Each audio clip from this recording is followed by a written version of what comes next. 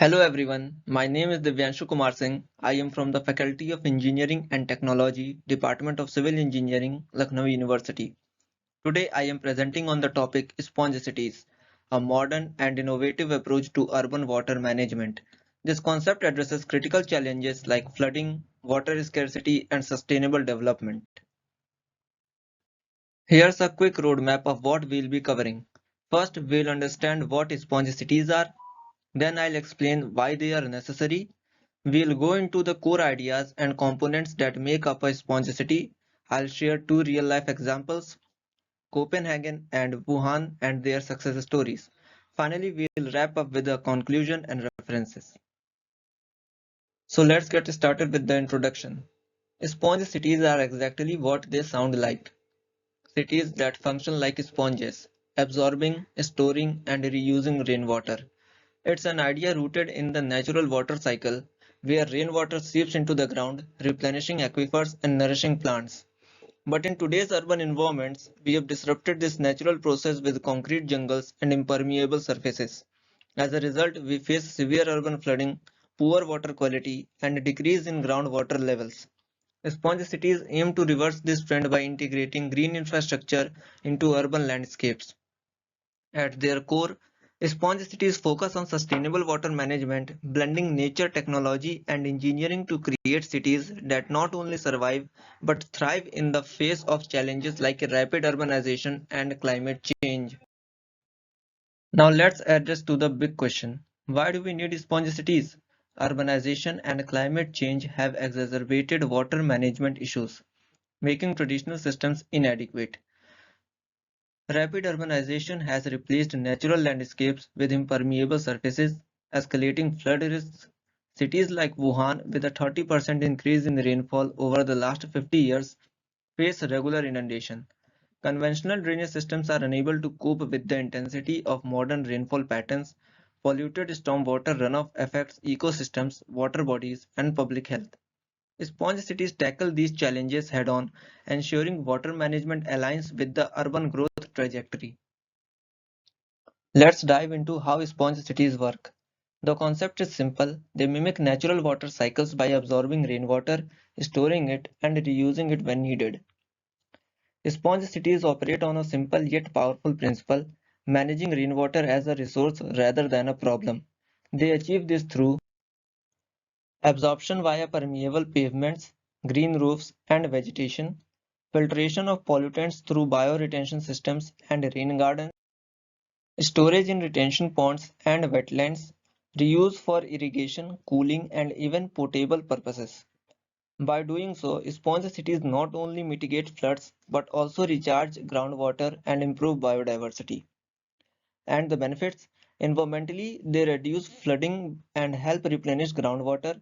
Economically, they save money by preventing flood damages and reducing water treatment cost.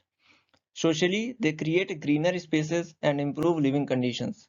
So, sponge cities aren't just about managing water, they are about creating better cities for people to live in. Now, here is a figure illustrating the goals and conceptual model of a sponge city. It highlights the primary objectives, common urban water issues, and the key infrastructures that contribute to the sponge city concept. Now let's look at what makes up a sponge city. There are a few key components that work together. One of the most innovative elements of sponge cities is the green roof. Let's delve into its layers. The vegetation layer: plants absorb rainwater, reduce runoff, and provide insulation.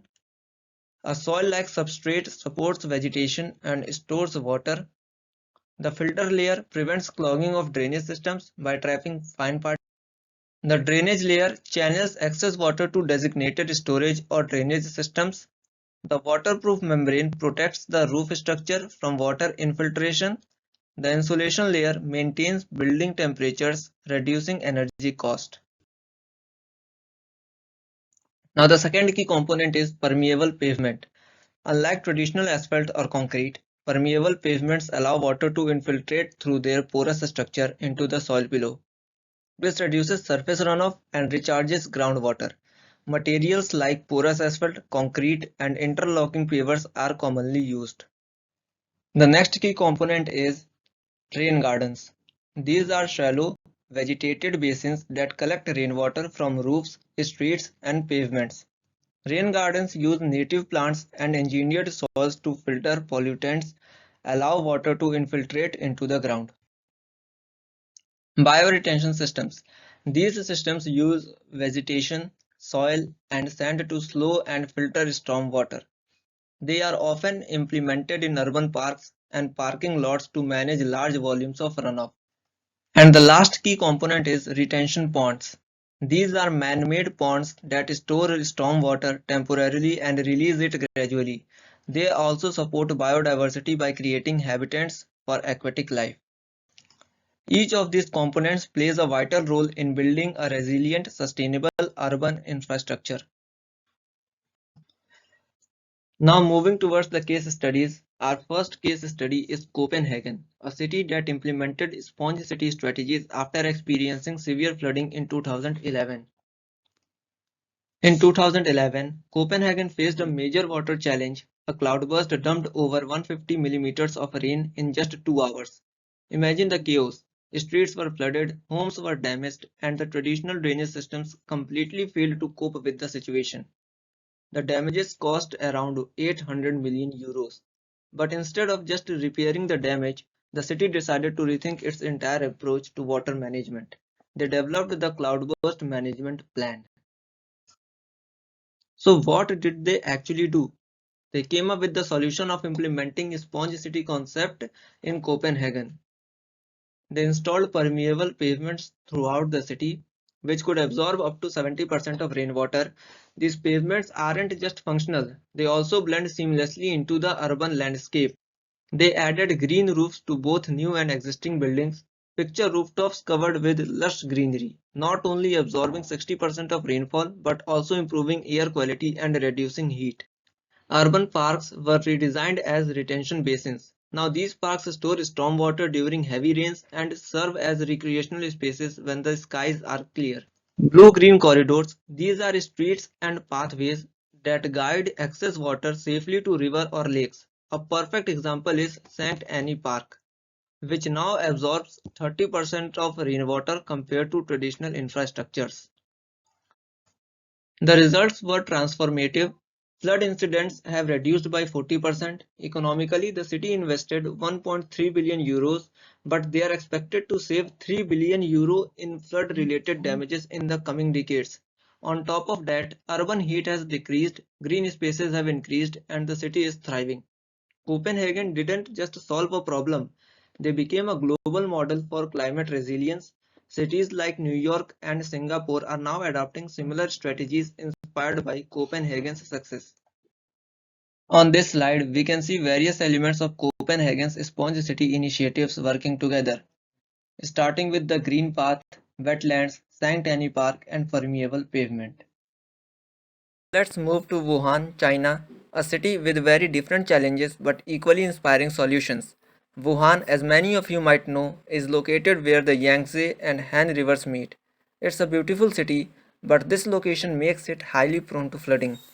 Over the last 50 years, rainfall in Wuhan has increased by 30% and a rapid urbanization has replaced natural water absorbing areas with concrete. In 2016, severe flooding inundated large parts of the city, highlighting the urgent need for a solution. So, Wuhan was chosen as one of China's 16 pilot sponge cities. They started with permeable pavements, which now line sidewalks, roads, and public spaces, allowing rainwater to seep into the ground rather than pooling on the surface. Green roofs were added across the city, and urban green spaces were expanded to cover 39% of Wuhan. This green coverage helps absorb rainwater and reduces runoff. They built numerous rainwater gardens which capture runoff and allow it to infiltrate the soil naturally. These gardens not only manage water but also beautify neighborhoods. And here's the most impressive part. They restored wetlands like the Jiangxi Wetland Park. This park alone can store 6 lakh cubic meters of rainwater, improving both flood management and water quality.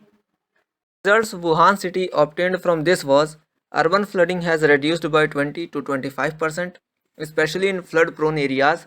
Groundwater levels have risen by 30%, replenishing aquifers that had been depleted. Water quality in rivers and lakes has significantly improved, creating healthier ecosystems, and economically, the city has saved millions by reducing flood related infrastructure damage. But Wuhan isn't stopping here. By 2030, they aim to manage 70% of their rainwater through these sponge city initiatives. It's a bold vision, but their success so far proves they are on the right track. At last, these are the visuals from the Wuhan's sponge city, starting from Xianxi Wetland Park, green roofs, rain garden, and permeable pavements. In conclusion, sponge cities are a game changing approach to urban water management. By integrating natural processes into urban planning, they address flooding, promote environmental health, and enhance urban livability. Case studies from Copenhagen and Wuhan prove that these strategies are both effective and scalable. Finally, I'd like to acknowledge the sources that contributed to this presentation. The data, case studies, and concepts discussed today are drawn from a combination of academic research papers, which are shown on the screen. These references ensure the credibility and accuracy of the information presented today. They also highlight the depth of ongoing research and real world applications in the field. Thank you for your time and attention.